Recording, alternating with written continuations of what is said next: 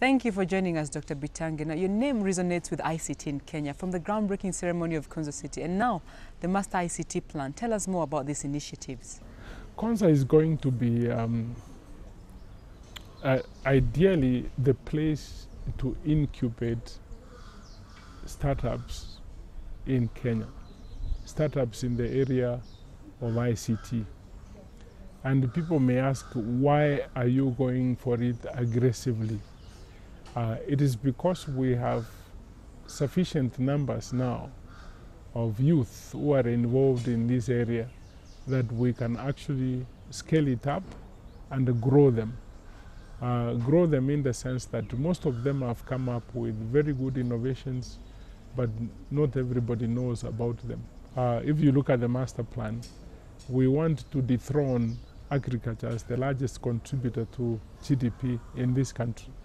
Agriculture contributes over 30% of GDP, and we are saying we want to contribute about 35% of the GDP in the next 5 years. Still on the master plan, it's quite an elaborate plan. Where are you getting resources to finance this project? We have moved from those years when we said Treasury give us the money to where we are going outside to people who have money and they said give us the money, we would share with the outcomes.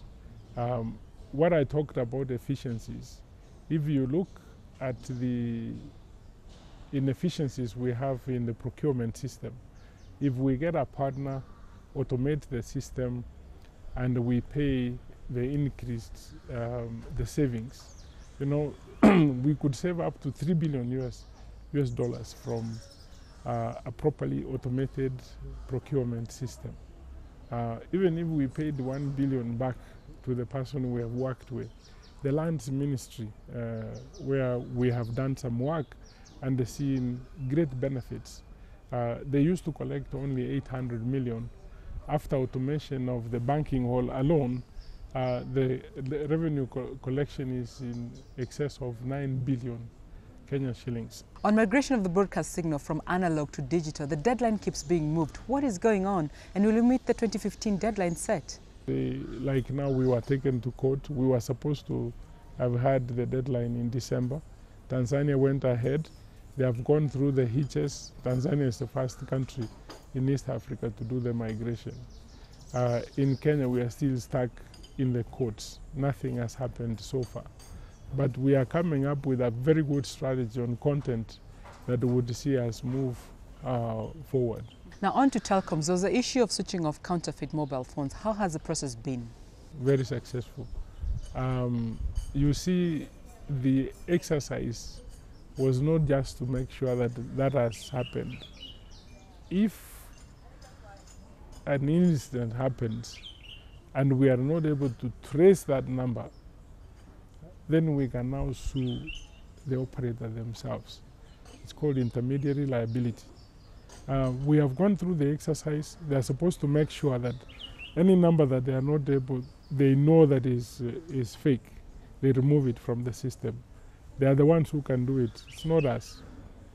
If, say, you are kidnapped and you report this is her number and we are not able to trace it, or we find 1,000 of them, it means you are not disabled. Your relatives can now sue the mobile operator for not switching it off. What is your outlook with reference to the ICT sector in Kenya? It's going to be better this year in the sense that there is going to be consolidation of government departments. We have been praying that e-government and the Ministry of Information be merged.